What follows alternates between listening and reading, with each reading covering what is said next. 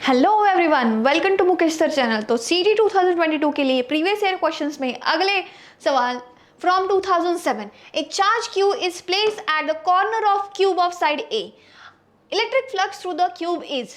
अब एक क्यूब के कॉर्नर पे एक चार्ज रखा है। सो हमने एक क्यूब ड्रॉ कर लिया और इस क्यूब के कॉर्नर पे let's say at this corner एक चार्ज क्यू रख दिया and they have asked the flux through the cube. इस एक क्यूब में से, पूरे इस क्यूब में से बाहर निकलने वाला फ्लक्स कितना है। अब फ्लक्स कितना निकलता है इसके लिए हमें गॉस लॉ ने एक बहुत सिंपल फॉर्मूला दिया है कि फ्लक्स क्या होता है, number of charges upon permittivity of that medium. ठीक है, तो उसके लिए गॉस लॉ के लिए एक कंडीशन होती है। गॉस लॉ लगाने के लिए एक कंडीशन होना जरूरी है कि चार्ज अबाउट सिमेट्री। मतलब क्या? Charge about symmetry. अरे अगर आपको ये लॉ लगाना है फ्लक्स ढूंढने के लिए, number of charges divided by epsilon naught, ये सिंपल फॉर्मूला लगा के फ्लक्स आता है, यही गॉस लॉ है। बट ये गॉस लॉ लगाने के लिए this is important condition have to satisfied. मतलब चार्ज की अराउंड सिमेट्री होनी चाहिए। मतलब चार्ज जो है ऑब्जेक्ट के सेंटर में चाहिए। अब ऑब्जेक्ट के सेंटर में तो चार्ज नहीं है यहाँ पे, तो क्या करें, तो हमें उसको सेंटर में लाना पड़ेगा। तो हम लोग ऐसा क्या करें कि एक कॉर्नर पे, क्यूब के एक कॉर्नर पर चार्ज है, उसको सेंटर में कैसे लाया जाए। तो हम लोग क्या करेंगे, उस क्यूब को मैं आपको एक्सप्लेन कर सकती हूँ। लेट्स से हाँ, दिस टेक्स्ट बुक को हमने अगर क्यूब माना, ठीक है, हाँ टेक्स्ट बुक नहीं, एक ले लेते हैं।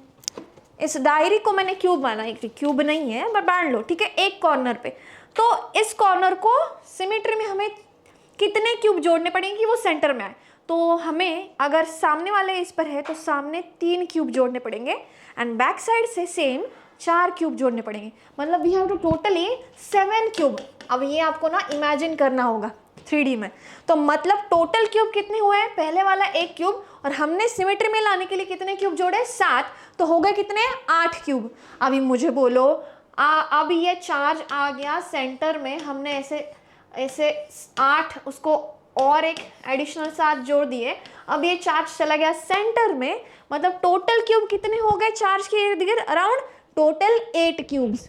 तो अगर गॉस लॉ से क्यू बाय एप्सिलॉन नॉट है तो 8 क्यूब में से ये इतना सारा फ्लक्स 8 क्यूब में से बाहर आएगा, क्योंकि अब ये चार्ज 8 क्यूब के सेंटर में है।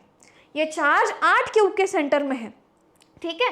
तो इसलिए अगर 8 क्यूब में से इतना बाहर आएगा, मैम आपने कैसे बोला इतना ही बाहर आएगा? अरे total number of charge divided by epsilon not, कितना चार्ज रखा है, क्यू चार्ज रखा है, तो फ्लक्स बाहर आएगा क्यू बाय एप्सिलॉन नॉट। तो हमें ये नहीं पूछा कि टोटल फ्लक्स कितना बाहर आएगा, हमें पूछा कि एक क्यूब में से कितना बाहर आएगा। तो जरा दिमाग लगाओ, 8 क्यूब में से क्यू बाय एप्सिलॉन नॉट, तो एक क्यूब में से कितना, बेसिक मैथ्स तो हम लगा सकते हैं। एक क्यूब में से आएगा इसका flux Q by epsilon not divided by 8। अब डिवाइडेड बाय 8 क्या, क्योंकि देयर आर टोटल 8 क्यूब्स, 8 को कुछ डिनोमिनेटर नहीं इसलिए 1, इसको सीधे लिखेंगे Q by epsilon naught into 1 by 8, division में इंटू में 1 बाय 8। तो आंसर आया finally Q by 8 epsilon naught, that is option D. अब ये मुझे पता है ये बहुत सिंपल कंसेप्ट होता है, बट मेरा मतलब मैंने इसलिए इतना ज़्यादा एक्सप्लेन किया ताकि हर एक बच्चे को, हर एक स्टूडेंट्स को आसानी से समझ में आ सके। सो इसको आप घर पे 7 बुक 8 बुक रख के इसको इमेजिन करना, ठीक है। तो आगे बढ़ते हैं अगले क्वेश्चन में। Bringing an electron towards another electron, the electrostatic potential energy of the system। एक इलेक्ट्रॉन को दूसरे इलेक्ट्रॉन के नजदीक हमने लाया है, तो उस सिस्टम का पोटेंशियल एनर्जी क्या होगा, बढ़ेगा, घटेगा, रिमेन सेम या बिकम 0। अब पोटेंशियल एनर्जी का फॉर्मूला होता है 1/4 pi epsilon not, 1/4 pi epsilon not Q1 Q2 upon R। अब Q1 भी इलेक्ट्रॉन है एंड Q2 भी इलेक्ट्रॉन है, दोनों पर चार्ज हम लोग E कंसिडर करते हैं। So that is 1/4 pi epsilon not minus E into minus E, minus क्यों लिया, इलेक्ट्रॉन पर निगेटिव चार्ज अपॉन R, तो ये हो गया 1/4 pi epsilon not E square by R।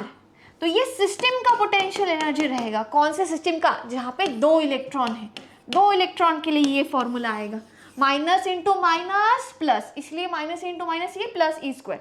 अभी ध्यान से देखो, potential energy inversely proportional to distance, मतलब डिस्टेंस जितना कम पोटेंशियल एनर्जी उतनी ज़्यादा। सो अगर हमने उसको नज़दीक लाया है, मतलब आर कम किया, डिस्टेंस कम किया, इट मीन्स सिस्टम का पोटेंशियल एनर्जी इंक्रीज हुआ। इसको समझने का और एक आसान तरीका है, ये तो फॉर्मूले से मैंने आपको एक्सप्लेन कर दिया। अभी ज़रा ध्यान दो, इलेक्ट्रॉन को रिपेल करेगा, वो उसको नज़दीक आने नहीं देगा दूसरे इलेक्ट्रॉन को, उसको उसके रिपल्शन के अगेंस्ट आना है।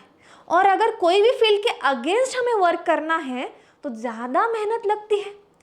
अगर यहाँ पे इलेक्ट्रॉन की जगह प्रोटॉन होता था, हाँ, इलेक्ट्रॉन पर माइनस प्रोटॉन पे प्लस, तो वो उसको अट्रैक्ट करेगा नेचुरली। मतलब हमें उसको नज़दीक भी ले जाना है, साथ साथ में वो अट्रैक्ट भी कर रहा है, मतलब हमें वर्क डन करने में इतनी दिक्कत नहीं हो रही, आसानी से हो जाएगा। तो वहाँ पे हमारा सिस्टम का पोटेंशियल एनर्जी डिक्रीज होगा, क्योंकि अगेंस्ट में जिसके अगेंस्ट वर्क कर रहे हैं वो कुछ भी नहीं है, इनफैक्ट हमें सपोर्ट मिल रहा है। बट यहाँ पे रिपल्शन के अगेंस्ट वर्क डन करना है, इसलिए सिस्टम का वर्क डन इंक्रीज होगा।